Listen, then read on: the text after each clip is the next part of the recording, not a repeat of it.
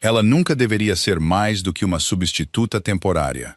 E agora que encontrei algo real, preciso que você desapareça silenciosamente. Essa foi a frase dita na quente luz âmbar do escritório que Elra passou 4 anos acreditando ser seu, que fez o laço de alma em seu peito rasgar como papel molhado. Ela não gritou. Ela não caiu. Ela ficou na sombra da porta com a mão espalmada contra a fria moldura de carvalho e sentiu o fio dourado que ligava sua alma a Cathan Vardarden, o rei alfa dos territórios de Silverthorn, romper-se fio a fio, até que não restasse nada além de uma ausência crua e sangrenta onde toda a sua vida estivera. O sangue rugia em seus ouvidos e seus joelhos queriam ceder. E pela fresta da porta, ela viu a mulher que ele havia escolhido para substituí-la. E a visão daquele rosto foi pior do que as palavras, porque Elra conhecia aquele rosto melhor do que seu próprio reflexo. Era Sana. Era a melhor amiga de sua irmã falecida. A gêmea de Elra, Isolda, havia morrido em uma escaramuça na fronteira 3 invernos atrás, despedaçada por renegados enquanto a matilha que ela servia desde a infância chegou tarde demais para salvá-la. Sana chorou mais alto no funeral, segurou as mãos de Elra e prometeu, em meio às lágrimas, que agora eram irmãs, unidas pela mulher que ambas amaram e perderam. Sana havia se mudado para a ala de hóspedes, a convite da própria Elra, sendo consolada por ela, alimentada em sua mesa, vestida com trajes que Elra escolhera para ela, por pena de uma garota sem família. E agora Sana estava aninhada no braço da cadeira do rei Alfa, com os dedos entrelaçados preguiçosamente em seu cabelo. E ela ria, enquanto a mão de Cathan repousava na pequena curva de sua barriga, como se ali estivesse o futuro de todo o reino. Porque estava, Elra entendeu naquele instante, com a terrível clareza de uma mulher que acaba de ficar sóbria, exatamente o que estava vendo. Sana estava carregando o herdeiro da matilha, o filho pelo qual Elra havia rezado por 3 anos estéreis, culpando seu próprio corpo, chorando em seu travesseiro enquanto Cathan dormia de costas para ela. Aquele filho havia sido gerado dentro das mesmas paredes que abrigavam seu casamento, e todos sabiam, menos ela. "Quando você vai contar a ela?" perguntou Sana, e sua voz era como seda sobre uma lâmina. "Ela ainda pensa que você a ama, Cathan. É quase triste. Ela é útil", disse ele. "A tesouraria de Vardan depende das minas de sua família. Vou me livrar disso aos poucos. Ela é inteligente, mas é frágil. Ela não vai lutar. Ela nunca luta." Ele inclinou a cabeça para trás contra a mão de Sana, como um grande felino aceitando um afago. "Na primavera, ela será esquecida e você usará a coroa." Elra recuou da porta. O corredor se estendia escuro e frio à sua frente. As tapeçarias que sua mãe tecera pendiam imóveis e silenciosas, e o chão de pedra, desgastado por 4 anos de seus próprios passos, carregando chá, livros de contas e amor para um homem que a havia catalogado como um recurso. Ela não chorou.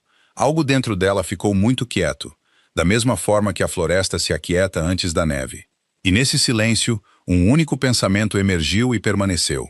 "Ele pensa que eu nunca luto porque nunca precisei. Ele nunca viu do que sou capaz quando decido lutar." Ela se virou e caminhou de volta pelo corredor por onde viera, e seus passos não fizeram som algum. Elra Corman nem sempre fora a rainha consorte de fala mansa que passava os dedos sobre os livros de suprimentos e apaziguava disputas entre lordes menores com uma palavra gentil. Antes de Cathan, antes da coroa, antes do dia em que seu pai vendeu sua mão para garantir uma aliança de casamento entre 2 territórios em dificuldades, ela havia sido a filha que administrava as contas das minas Corman, enquanto sua gêmea treinava com os lobos da fronteira. Isolda era a lutadora, Elra era a mente. E quando sua soldada morreu e Elra se casou com o rei Alfa que prometera protegê-las, ela guardou sua perspicácia e a deixou acumular poeira. Porque uma boa esposa não corrigia o marido, não superava seus lordes em negociações, não lembrava a um homem orgulhoso que metade de sua riqueza vinha das colinas de sua família. Ela se fez pequena para caber na forma do amor que pensava ter. Agora ela subia a escada norte para seus aposentos privados com a espinha ereta e a mente movendo-se mais rápido do que em anos. Ela trancou a porta atrás de si. Sentou-se à escrivaninha sob a janela, onde a lua derramava prata sobre o pergaminho, e não acendeu uma lâmpada porque não queria que os guardas no pátio a vissem acordada. No escuro, ela abriu o fundo falso de seu baú de joias, aquele que o velho carpinteiro Brain construíra para ela em segredo no inverno, após a morte de Isolda, e retirou as coisas que estivera escondendo por 2 anos, sem nunca admitir a si mesma por que as escondia. Havia um folho de couro com documentos, escrituras, contratos, as cartas originais dos direitos de mineração Corman, todos eles com o nome dela e não o do marido, porque no frenesi do casamento, ninguém se preocupou em transferi-los, e Elha, sendo inteligente e frágil, nunca mencionou isso. Havia um anel de chaves de ferro para a casa de contagem na cidade mercantil de Darrow, a 3 dias de cavalgada para o leste, uma propriedade que ela comprara discretamente através de um intermediário e nunca contara a uma alma viva. Havia uma pesada bolsa de moedas de ouro, economizada pouco a pouco da mesada da casa que Cathan pensava que ela gastava em vestidos.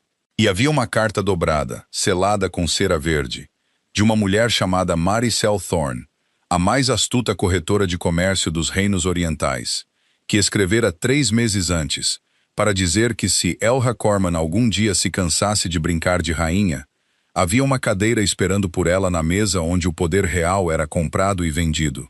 Elra não respondera àquela carta. Ela olhou para ela agora e entendeu que uma parte dela vinha se preparando para esta noite há muito tempo. Ela pressionou a mão mais uma vez contra o peito, onde o laço estivera. A dor ali não havia desaparecido. Não desapareceria por muito tempo, talvez nunca. Mas por baixo da dor, fria e limpa, havia algo que ela reconheceu, e levou um momento para nomeá-lo, porque fazia muito tempo. Era propósito. Ao amanhecer, ela havia tomado 3 decisões. Ela não levaria nada que Cathan lhe dera, nem os pentes com joias, nem as alianças de casamento, nem a coroa de Silverthorn, que ficava sob vidro na tesouraria. Ela levaria apenas o que era seu, o que ela construíra, comprara e ganhara, e partiria sem uma palavra, porque as palavras eram a arma dele, e o silêncio era a dela, e ela preferia que ele ficasse acordado se perguntando a vê-lo chorar. Ela começou a fazer as malas, muito silenciosamente.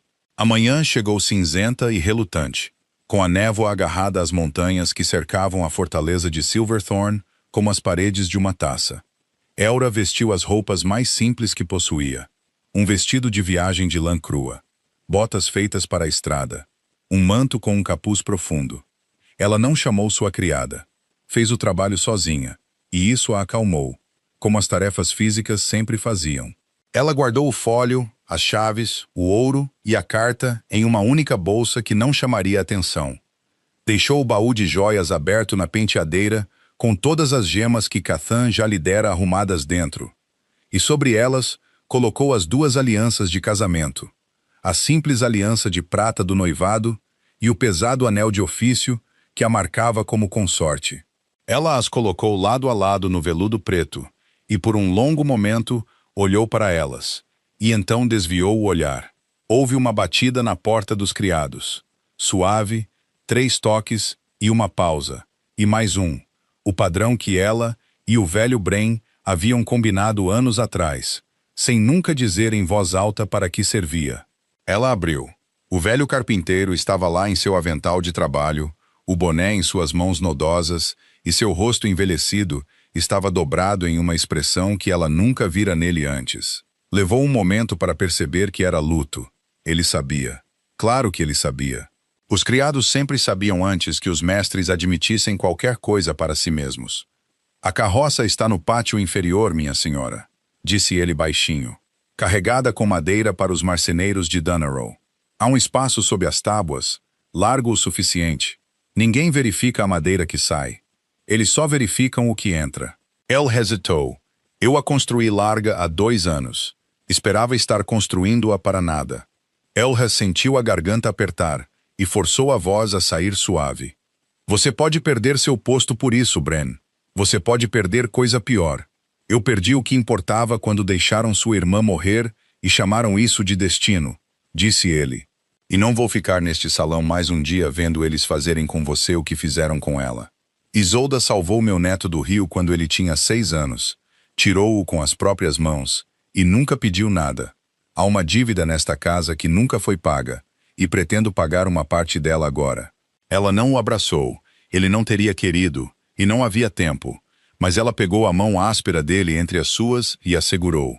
E ela disse: quando você contar ao seu neto a história de como serviu aos Corman, diga a ele que você foi o único homem nesta fortaleza com coragem. Vá, disse ele bruscamente, e virou o rosto, antes que o sol queime a névoa e alguém com olhos acordados veja.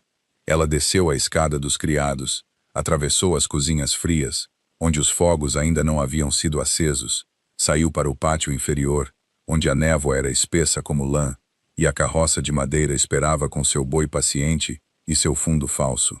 Ela subiu entre as tábuas de pinho cru para o espaço que o velho Brain construíra para um dia que ele rezava para que nunca chegasse.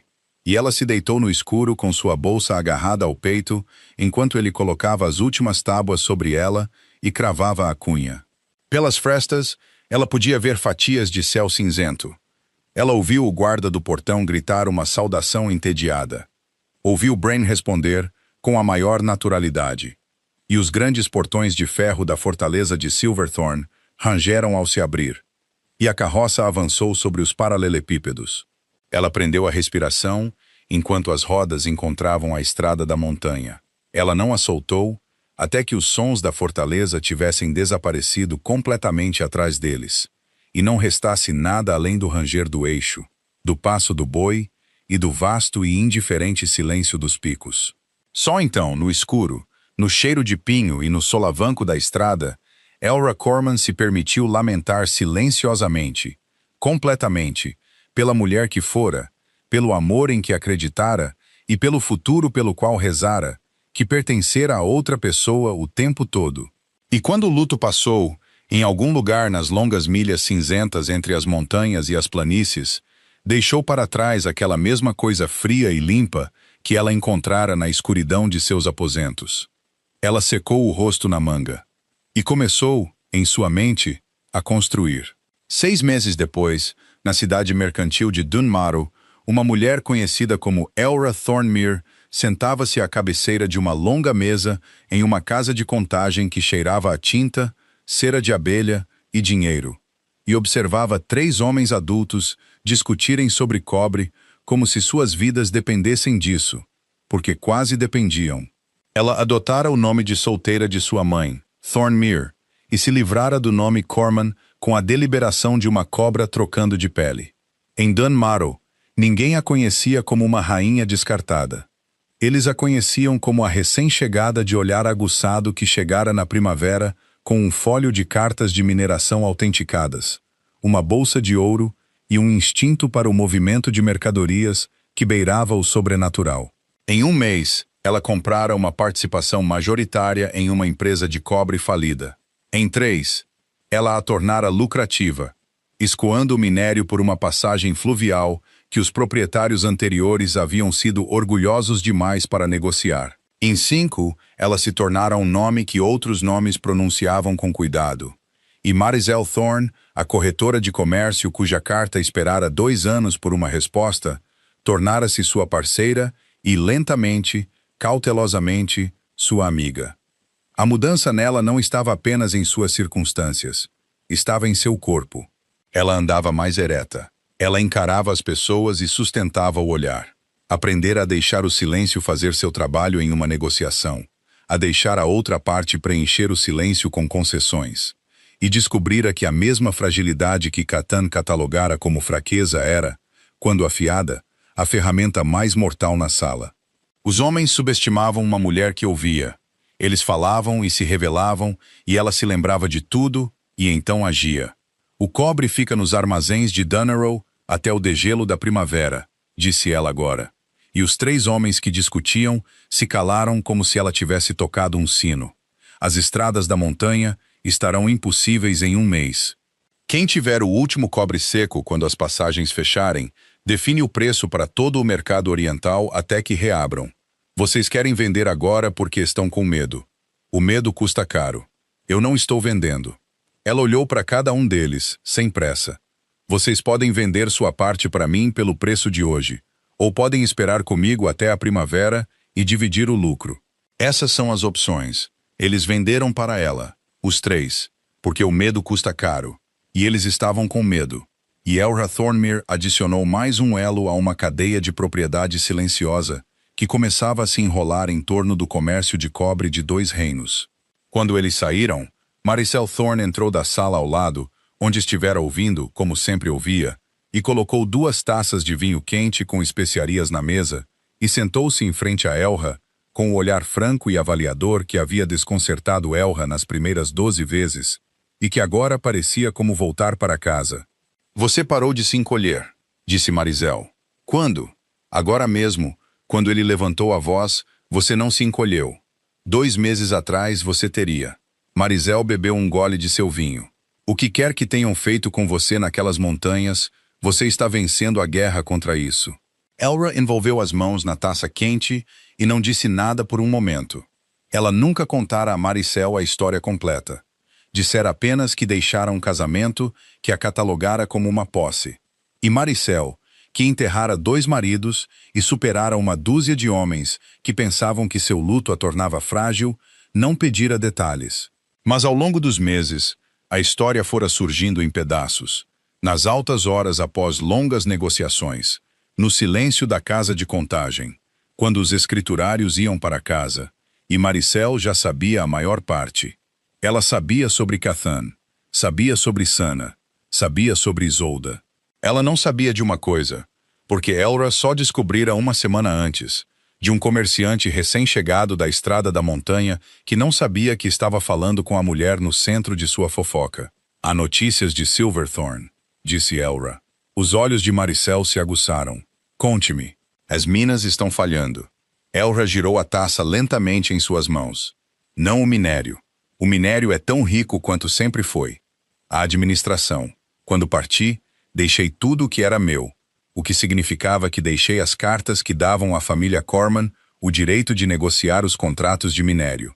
Cathan nunca as transferiu para o nome da coroa, porque eu nunca lhe disse que ele precisava. Ele presumiu que as minas eram dele, porque a esposa da mina era dele. Ela se permitiu o menor e mais frio sorriso. Os contratos que eu negociei expiraram todos no meio do verão. Não havia ninguém que soubesse como renová-los. Os compradores foram para outro lugar.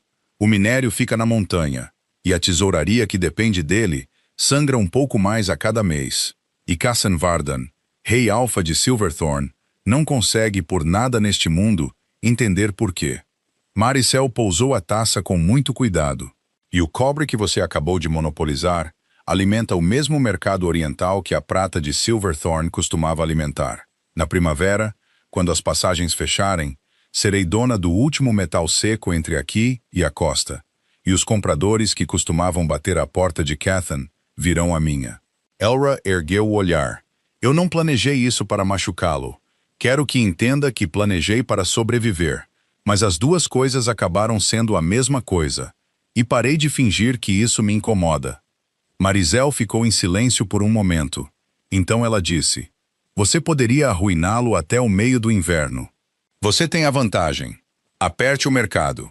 Recuse a Silverthorn um único contrato. E a tesouraria desmorona. Seus lordes se voltam contra ele. Seria justiça. Seria barato, disse Elra. E seria barulhento. E diria a ele que ele ainda importa o suficiente para que eu gaste minhas forças para destruí-lo. Ela balançou a cabeça lentamente. Não, eu não vou destruí-lo. Maricel, vou construir algo tão maior do que ele que sua queda será simplesmente algo que acontece perto de mim, sem ser notado. Como uma vela que se apaga na mesma sala onde o sol nasce. Ela terminou seu vinho e se levantou. Deixe-o vir a mim. Ele virá. Quando a tesouraria estiver vazia e os lordes estiverem famintos, alguém naquela fortaleza se lembrará que o metal oriental agora flui através de uma casa em Dunmarrow, e eles enviarão um emissário para implorar por termos, e não saberão em que porta estão batendo até que ela se abra. Lá fora, os sinos de Dunmarrow tocavam a hora da noite, e a última luz do sol poente atingia os telhados de cobre das casas de contagem, fazendo toda a cidade brilhar como uma moeda erguida ao fogo. Elra Thornmere ficou na janela e observou, e pensou na mulher que se deitara no escuro de uma carroça de madeira 6 meses atrás, e lamentara. Aquela mulher acreditava que sua vida havia acabado. Ela não entendia que estava apenas começando, e que tudo o que ela pensava ser fraqueza sempre fora força que ainda não lhe fora permitido usar.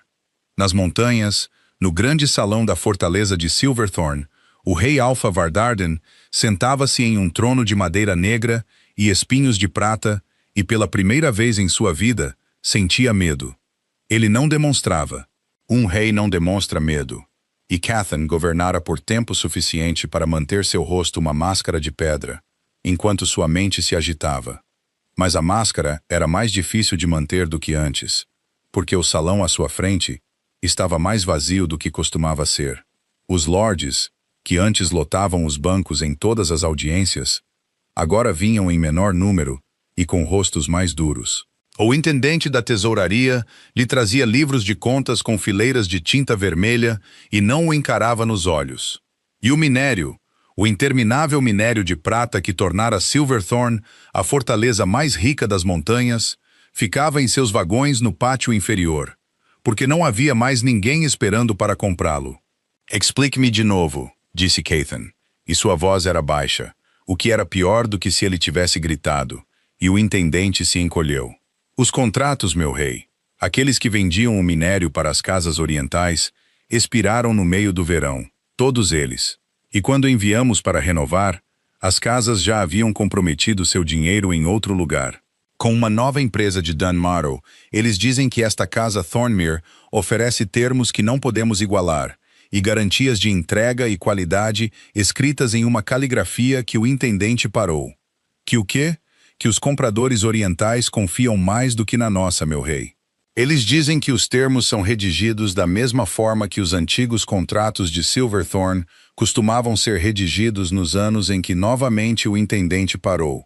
E desta vez ele não conseguiu continuar, e Cathan entendeu, e o entendimento foi uma lâmina fria deslizando lentamente entre suas costelas. Nos anos em que a rainha os redigia, ele não pronunciara o nome dela em voz alta em 6 meses. Ele o proibira no salão, deixara claro que a ex-consorte partira por vontade própria, em um acesso de temperamento feminino, e não deveria ser discutida, e a casa engolira a mentira, porque as casas engolem as mentiras que seus reis exigem. Mas ele pensava nela constantemente, e os pensamentos mudaram de forma ao longo das estações. Nas primeiras semanas, ele estivera apenas irritado, incomodado com o pequeno caos de administrar uma casa que se administrara sozinha por 4 anos. Então os contratos expiraram, e a irritação se transformou em algo mais frio.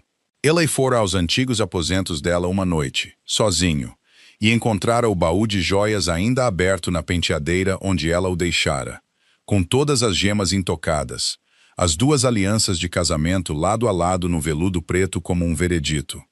Ela não levara nada que ele lhe dera. Ela não quisera nada dele, e isso, mais do que a tesouraria falida, era o que não o deixava dormir. Ele dissera a Sana que os problemas com o minério eram temporários. Dissera o mesmo a seus lordes. Dissera o mesmo a si mesmo noite após noite. E a cada noite, a mentira se tornava mais frágil. Meu rei, uma nova voz da porta.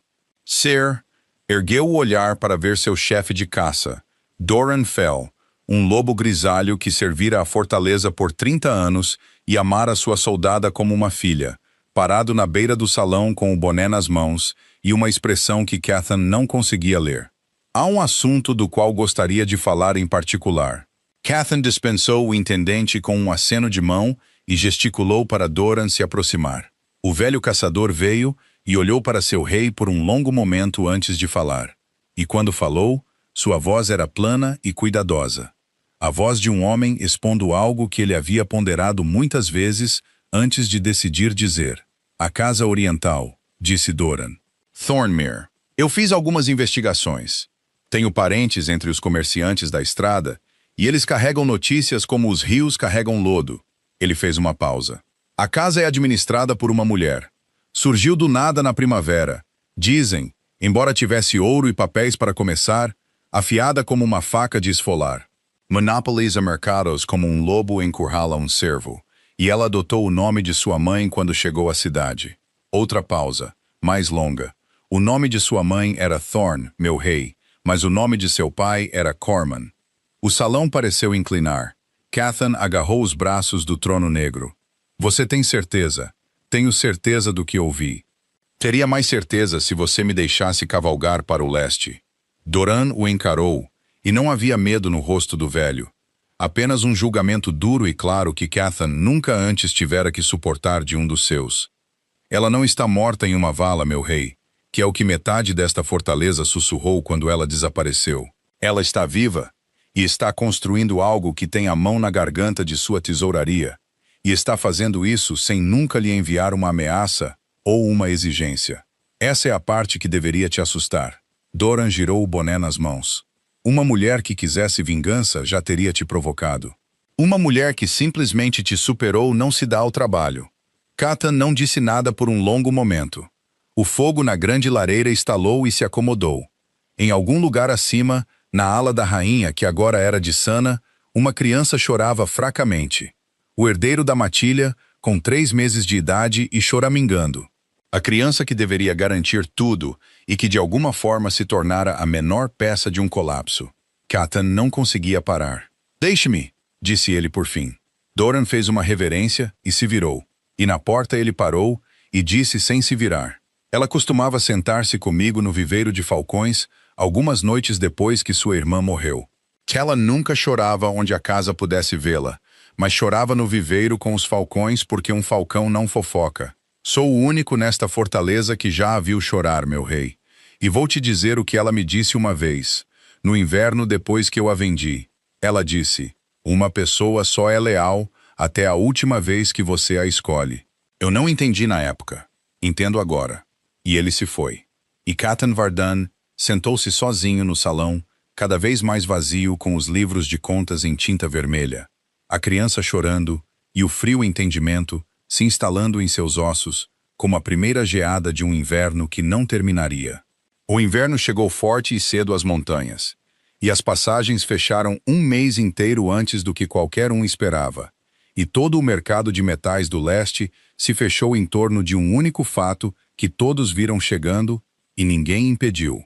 O único cobre seco entre Dunarrow e a costa estava nos armazéns da casa Thornmere, e a mulher que o possuía podia pedir o preço que quisesse.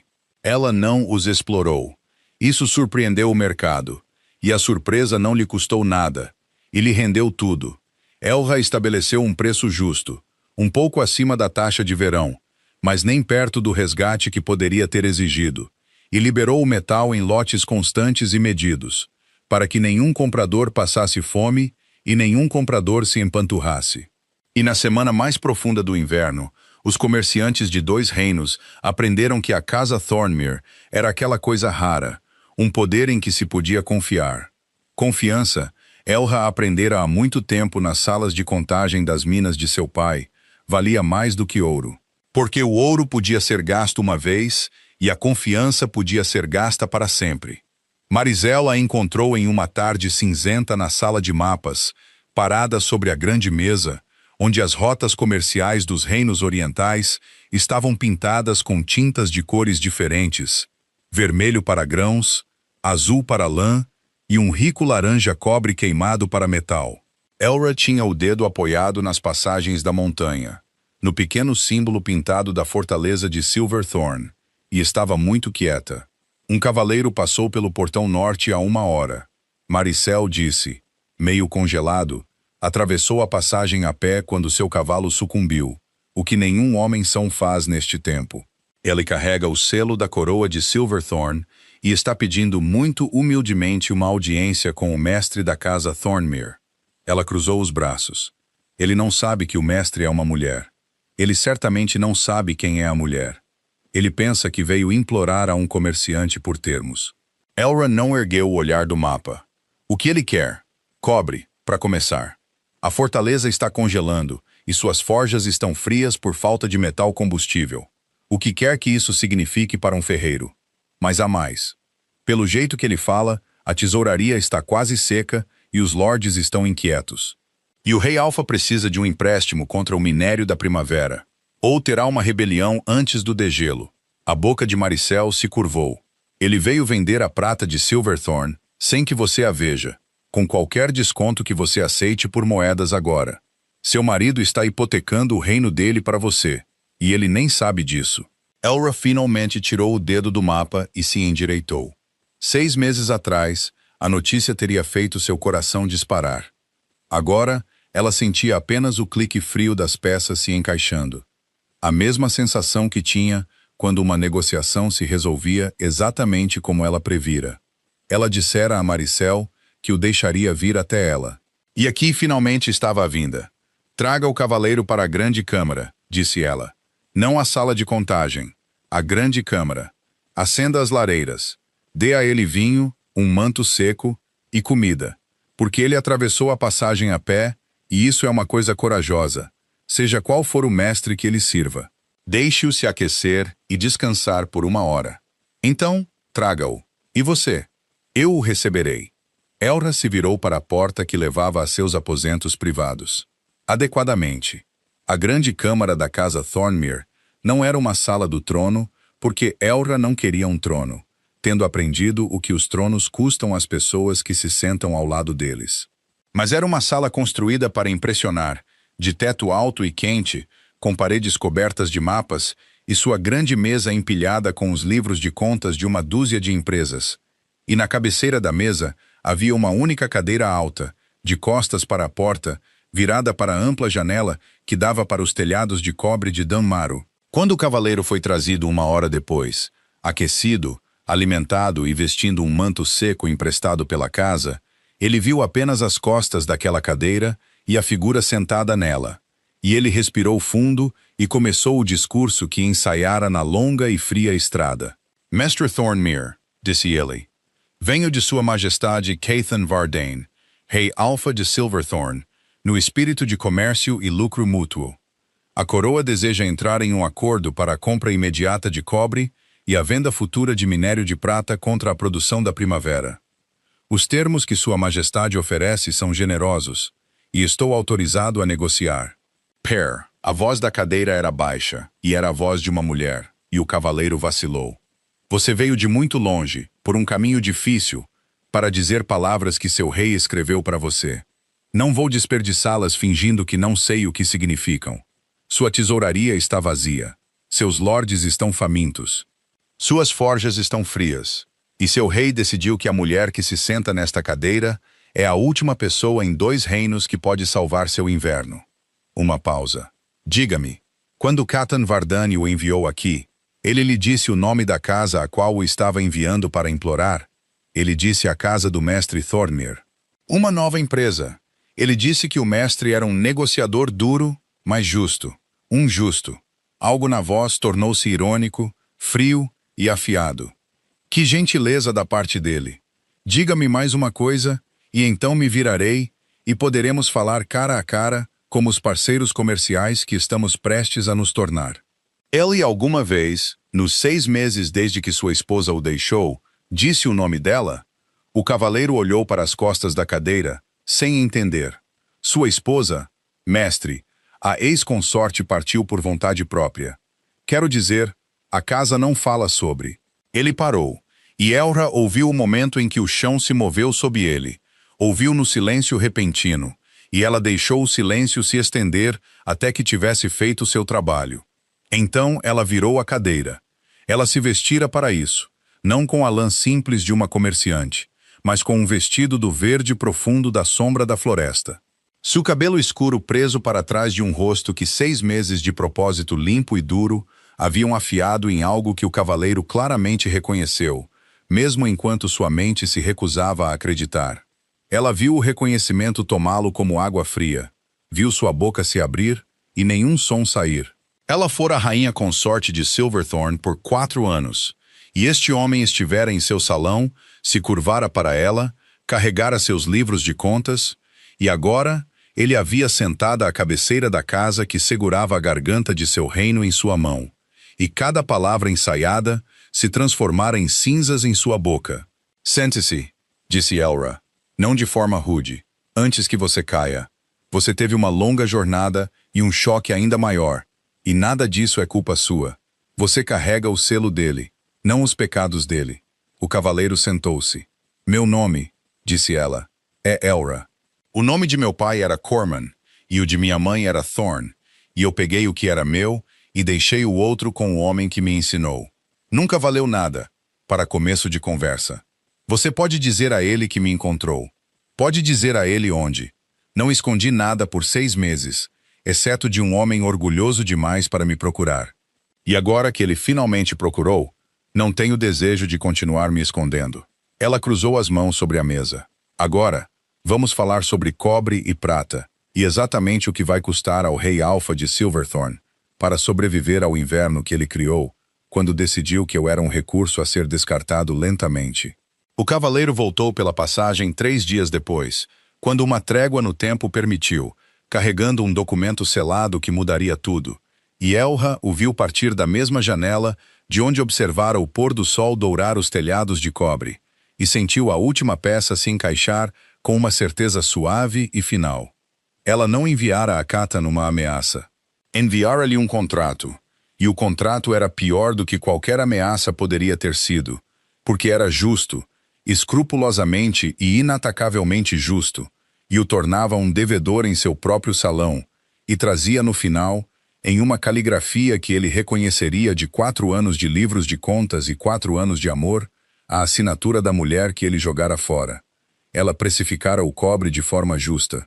Concordara em comprar a prata da primavera a uma taxa justa e emprestara à coroa a moeda de que precisava para sobreviver ao inverno, a um juro justo, garantido pelo minério, com uma única cláusula enterrada na prosa legal fina e impecável que ninguém na fortaleza de Silverthorn tinha a habilidade de entender completamente até que fosse assinado, selado e devolvido. A cláusula não exigia o trono, não exigia vingança. Exigia apenas que, se a coroa não pagasse o empréstimo, as cartas de mineração, as cartas Corman originais, que nunca haviam sido transferidas e que Catan presumira serem suas, seriam reconhecidas nos tribunais de 2 reinos como pertencentes, total e para sempre, a Elra Thornmere. Não era uma armadilha que ela armara. Era uma verdade que ela simplesmente escrevera e o deixara assinar. E a beleza disso era que um homem que pagava suas dívidas não tinha nada a temer. Ela se perguntava às vezes, nas semanas que se seguiram, se ele já entendia o que havia assinado. Ela achava que não. Achava que ele lera apenas o preço justo, a moeda necessária e a salvação de seu inverno, e assinara aliviado, sem sentir o chão se mover sob seus pés. Essa era a diferença entre eles, e sempre fora. Ele via a estação, ela via os anos. A carta chegou na última semana do inverno, quando as passagens começavam a amolecer e o primeiro degelo escorria dos picos. Foi trazida por um cavaleiro diferente, e trazia o selo pessoal do rei Alpha, não o selo da coroa, e era endereçada em sua própria caligrafia, que ela não via há 6 meses, para Elra, e não para a mestra Thornmere, e ela soube antes de quebrar a cera o que seria. Não era uma carta de negócios, eram 3 páginas, e era a carta de um homem que passara um inverno sozinho com os destroços do que fizera, e era, à sua maneira, tudo o que ela um dia sonhara em receber, e há muito deixara de querer. Ele escreveu que fora um tolo. Escreveu que Sana partira, fora no auge do inverno para um lorde menor em uma fortaleza inferior, levando a criança e o resto de sua paciência com ela, e que a criança nunca os unira de verdade, porque nunca houvera nada para unir. Ele escreveu que entendia agora, tarde demais, o que ela fora para a fortaleza e o que fora para ele, que catalogara um tesouro como uma conveniência, e não sentira seu peso até que se fora.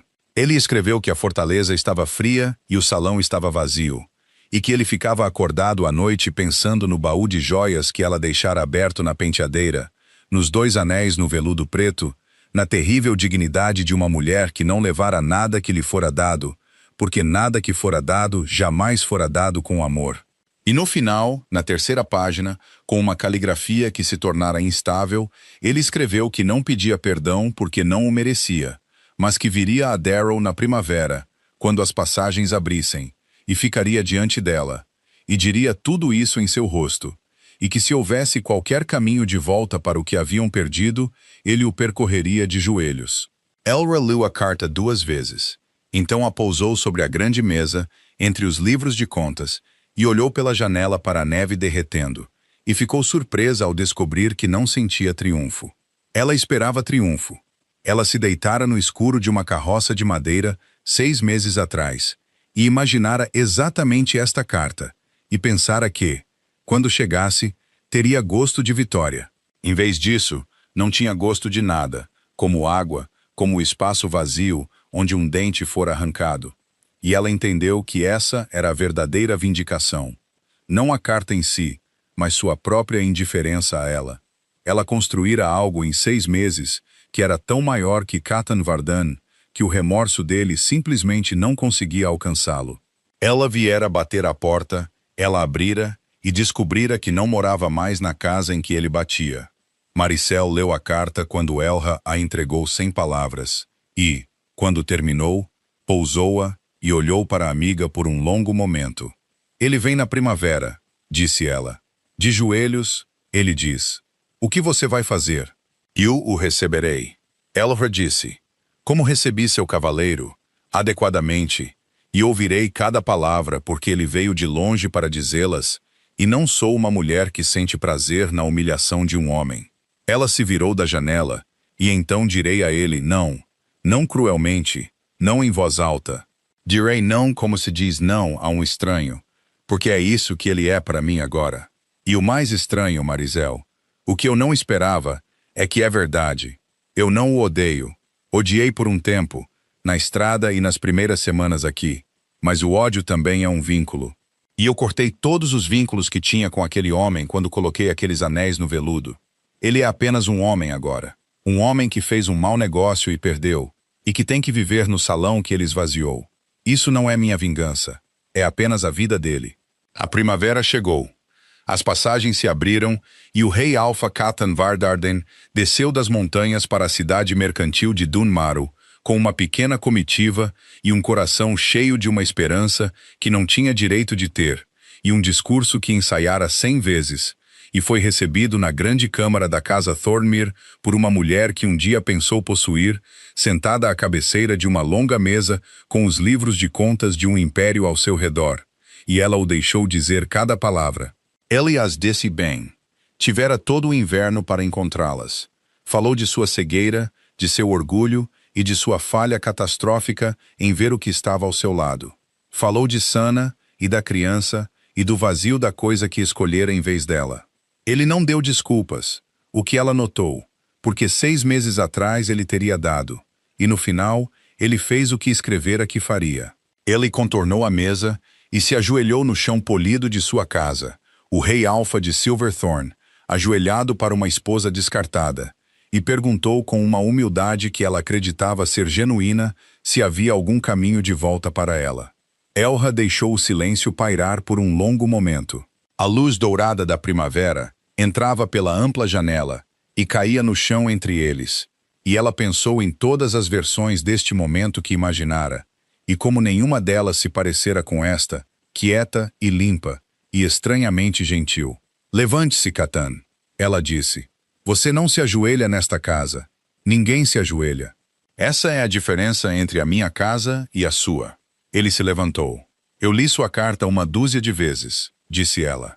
Acredito em cada palavra. Acredito que você está arrependido e acredito que agora entende o que jogou fora. E quero que me ouça dizer que não duvido de nada disso, porque você merece ser acreditado, mesmo agora. Ela se levantou da cadeira. Mas você perguntou se há um caminho de volta, e vou lhe dar uma resposta verdadeira, porque você mereceu uma resposta verdadeira, se não mereceu mais nada. Não há caminho de volta. Não porque estou te punindo, porque a mulher que você quer de volta não existe mais. Você não apenas me traiu, Catan, você me libertou. Você olhou para mim e viu uma substituta, um recurso, algo frágil a ser descartado. E no momento em que ouvi você dizer isso, cada coisa frágil em mim que fora dobrada para caber na sua ideia de esposa, se desdobrou de uma vez e acabou sendo isto. Ela gesticulou uma vez para a sala. Os livros de contas, os mapas, o império que construíra no espaço de um único inverno. Você quer a mulher que administrava sua casa e chorava no viveiro de falcões onde ninguém podia ver. Ela se foi. Ela entrou em uma carroça de madeira e nunca mais voltou. O que resta é a mulher que detém a hipoteca do seu reino, e ela não te quer e não está com raiva de você. E isso, eu acho, é o que você achará mais difícil de suportar. Catan ficou muito quieto, e algo em seu rosto se quebrou e se acomodou. A última esperança se apagando como um fogo se transformando em cinzas. O empréstimo, disse ele baixinho. As cartas. Você poderia ter levado tudo. A cláusula. Doran a leu para mim depois que eu assinei. Você poderia ter me declarado inadimplente por um detalhe técnico no meio do inverno e tomado as minas, me deixando sem nada. Por que não o fez? Porque eu não quero suas minas. Elra disse, eu tenho as minhas. E porque arruiná-lo teria feito de você o centro da minha história. E você deixou de ser o centro da minha história no dia em que disse a Sana que eu nunca luto. Ela caminhou até a janela e olhou para a cidade que agora era sua de todas as formas que importavam. Pague sua dívida, Catan. Pague-a nos termos honestos que você assinou. Venda-me sua prata pelo preço justo, e eu comprarei cada grama, porque é prata boa e este é um bom negócio. E daqui a anos, nossas casas negociarão entre si e lucrarão. E será só isso. Você governará sua fortaleza e eu construirei meu império. E seremos duas potências que fazem negócios e nada mais. E um dia você entenderá que este é um final mais gentil do que qualquer um de nós merecia. Ela se virou para ele. A criança. O filho de Sana. O que aconteceu com ele? Ela o levou. Catan disse, para a fortaleza inferior. Eu envio moedas para sua manutenção. Ele é meu herdeiro de nome, mas ela o criará entre estranhos. Sua voz era oca. Tenho um filho que verei 2 vezes por ano. Esse é o futuro pelo qual te troquei. Então ame-o, disse Elra. E pela primeira vez, havia algo quase como calor em sua voz. Um calor que soava mais forte por sua escassez. Do jeito que você deveria ter amado tudo o que lhe foi dado. Cavalgue os 2 dias para vê-lo. E não os conte como um fardo. Seja um pai melhor do que foi um marido. Essa é a única vingança que eu pediria. E nem estou pedindo. Estou apenas lhe dizendo porque alguém em sua vida deveria. E claramente, não será ninguém naquele seu salão frio. Ela voltou para a mesa e pegou uma pilha de documentos. Os contratos honestos, os termos justos. Assine estes. Compre seu cobre. Venda sua prata. Salve seu inverno que já está salvo. E então vá para casa, Catan, e viva a vida que você construiu. E me deixe viver a que eu construí a partir dos destroços dela. É tudo o que há agora. É tudo o que sempre precisou haver. Ele assinou. Claro que assinou. Não havia mais nada a fazer. E os termos eram justos. Inatacavelmente justos. E essa justiça era a lâmina mais afiada que ela já empunhara, porque não lhe deixava queixas. Nenhuma injustiça para nutrir. Nenhuma história em que ele fosse a parte injustiçada. Ela o vencera com generosidade.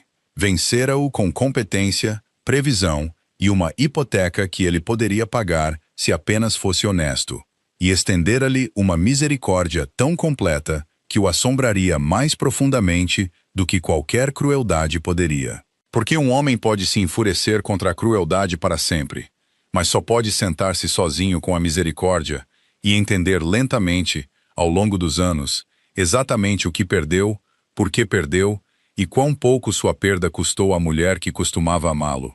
Ele se levantou para sair. Na porta, ele parou, como seu cavaleiro parara, como seu caçador parara, e disse sem se virar. Doran me disse algo na noite antes de eu vir para cá. Ele disse, você lhe disse uma vez que uma pessoa só é leal até a última vez que você a escolhe. Ele ficou quieto por um momento. Eu nunca te escolhi. Nenhuma vez em 4 anos. Ou te presumi da mesma forma que se presume que o sol vai nascer. E então um dia ele não nasceu, e eu entendi o que ele estava me dando, apenas pela escuridão que deixou para trás. Ele finalmente se virou e olhou para ela, e não havia mais súplica em seu rosto, apenas um entendimento claro e terrível. Você foi a melhor coisa que eu já tive, e eu nunca te escolhi. Espero que quem quer que você escolha a seguir, entenda o que lhe foi dado. E então ele se foi, descendo as escadas e saindo para a primavera, de volta às montanhas, ao salão frio e à vida que ele fizera. E Elra ficou sozinha na grande câmara com os contratos assinados, a luz dourada e o império que construíra. E descobriu que seus olhos estavam úmidos, não por ele e não pelo casamento, mas pela mulher na carroça de madeira 6 meses atrás, que acreditara que sua vida havia acabado e que nunca saberia, nunca poderia ser informada de quão magnificamente, quão completamente, quão silenciosamente ela estava prestes a vencer. Maricel entrou depois de um tempo e ficou ao seu lado na janela, e por um longo tempo nenhuma delas falou. Os sinos de Dunmarrow tocaram a hora da noite. Os telhados de cobre capturaram a última luz. Nas ruas, os comerciantes fechavam suas lojas, e os acendedores de lampiões começavam suas rondas, e toda a cidade respirava seu lento e contente sopro noturno, o sopro de um lugar próspero e seguro, e cada vez mais unido pela mão invisível de uma casa que não existia há um ano. Ele pagou o cobre integralmente, disse Maricel por fim. A primeira remessa de prata chega no degelo. Você tornou a casa Thornmere a única compradora da prata de Silverthorn pelos próximos 3 anos, a um preço justo, com as cartas como garantia.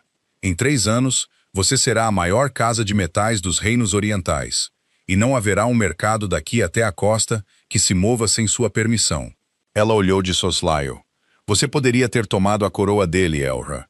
Você se contentou em possuir o chão em que ela se apoia. Eu nunca vou te entender completamente. Você me entende perfeitamente, disse Elra. Você apenas não aprova o quão pouco eu queria machucá-lo. Ela sorriu levemente. Passei 4 anos ouvindo que eu era frágil, Maricel. Acontece que frágil era apenas força que ainda não tinha recebido um motivo. Ele me deu o motivo e depois foi tolo o suficiente para se surpreender com o que eu fiz com ele. Ela se virou da janela. Isolda teria queimado o salão dele até o chão. Minha irmã era fogo. E eu sempre fui a água. E todos pensavam que isso significava que eu era mais fraca, porque o fogo é barulhento e a água é silenciosa. Mas a água é paciente. A água encontra todas as frestas. A água desgasta a pedra. E faz isso tão lentamente que a pedra nem percebe que está perdendo até virar areia. Ela pegou o contrato assinado e o segurou por um momento. Este pedaço de papel que valia mais que um exército. E então o pousou entre os livros de contas de seu império. Ele construiu as paredes de seu próprio salão com a pedra. Eu passei 6 meses a transformando em areia. Ele só não sabe ainda. Ele saberá em 3 anos, quando as cartas vencerem, e entenderá que foi meu inquilino o tempo todo. E mesmo assim, não será vingança. Será apenas a maré. Os anos que se seguiram provaram que ela estava certa, como os anos costumam fazer com os pacientes. A casa Thornmere cresceu, cresceu e cresceu novamente, até que seu nome era falado no mesmo fôlego que as grandes empresas comerciais da costa, até que reis, lordes e príncipes mercadores vinham à sua casa de contagem para implorar por termos. E Elra Thornmere os recebia todos da mesma maneira, sentada à cabeceira de sua longa mesa, com os livros de contas de meio mundo ao seu redor, justa com cada um deles e frágil com nenhum. E tornou-se um ditado entre os comerciantes dos reinos orientais que a casa Thornmere nunca te enganaria e nunca te pouparia, o que era o maior elogio que o comércio poderia dar. Maricel envelheceu ao seu lado e nunca se cansou de ver homens subestimarem sua amiga e pagarem por isso. E nas montanhas, no salão frio e vazio de Silverthorn, Cathan Vardain pagou suas dívidas, vendeu sua prata e cavalgou os 2 dias para ver seu filho 2 vezes por ano, no início. E então, à medida que o menino crescia e algo no homem se abrandava, mais frequentemente do que isso, e ele governava sua fortaleza diminuída, com um cuidado castigado, que os lobos mais velhos diziam que o tornava um rei melhor do que fora, embora menor. E ninguém nunca o ouviu pronunciar o nome Elra novamente. E ninguém nunca precisou, porque ele pairava sobre tudo o que ele fazia, como a memória de um verão que não voltaria. Ele nunca se casou novamente. Doran Fell, Antes que o velho caçador morresse, disse uma vez que o rei Alfa entendera tarde demais que algumas coisas são escolhidas uma vez e nunca oferecidas duas vezes, e que um homem que não escolhe o sol não pode reclamar de viver no escuro. E quando as cartas venceram, 3 anos após o dia em que Cathan as assinou na luz dourada da grande câmara, Elra não tomou as minas, embora pudesse, embora a lei as tivesse entregado a ela sem um murmúrio. Ela renovou os contratos, a um preço justo, por mais 3 anos, e mandou avisar a fortaleza de Silverthorn que o acordo permaneceria enquanto as dívidas fossem honestamente pagas. E Cathan entendeu a mensagem perfeitamente, porque finalmente aprendera a ver os anos como ela os via. Ela nunca tomaria seu reino. Ela simplesmente possuiria o chão sob ele, pacientemente, silenciosamente, para sempre, e o deixaria governar seu pequeno salão, à sombra do império que ela construíra, com a exata fragilidade que ele jogara fora. E essa era a maré, e não havia como lutar contra a maré, e ele parou de tentar. Elra Thornmere também nunca se casou novamente, embora não por luto, e não por falta de ofertas, pois as ofertas foram muitas. Ela se casou apenas com seu próprio trabalho e seu próprio valor, e encontrou nisso uma completude que nunca sentira na gaiola dourada da fortaleza de Silverthorn. E se havia calor em sua vida, vinha de Marizel, que era família de todas as maneiras que o sangue falhara em ser, e dos jovens escriturários que ela treinava, e do neto do velho Bren, que veio a Dunarro uma primavera, procurando trabalho e o encontrou, e que ela criou no comércio, até que ele administrasse sua própria casa de contagem, pagando finalmente a dívida que seu avô mencionara na madrugada cinzenta de uma fuga há muito tempo.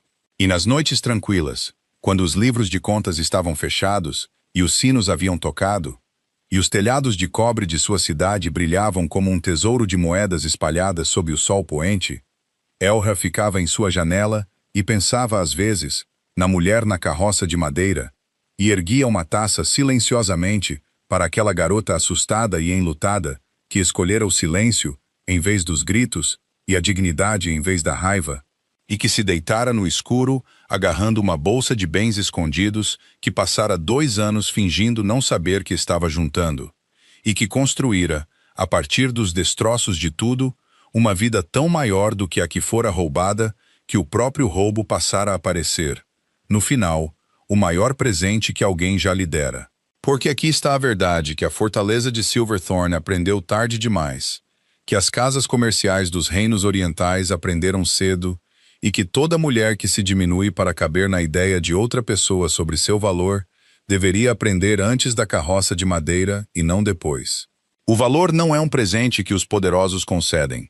Não é um título concedido por uma coroa ou um valor atribuído por um homem que decidiu para que você é útil.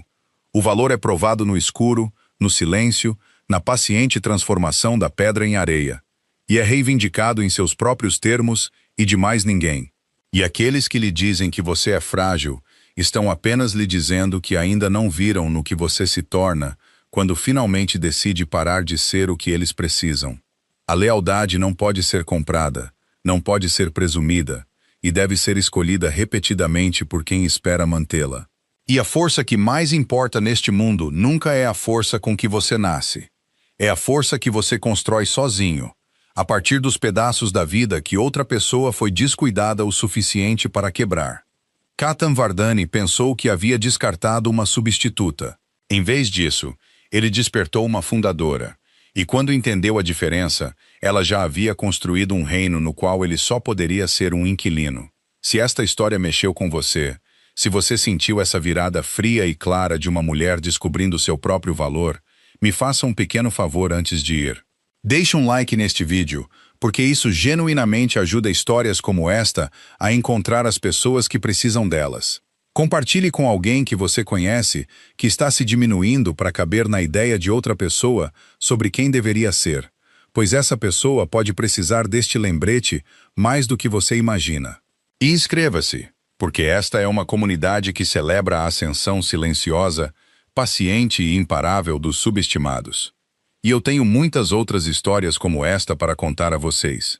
E me diga nos comentários, Elra estava certa em poupá-lo? Ou você teria tomado a coroa?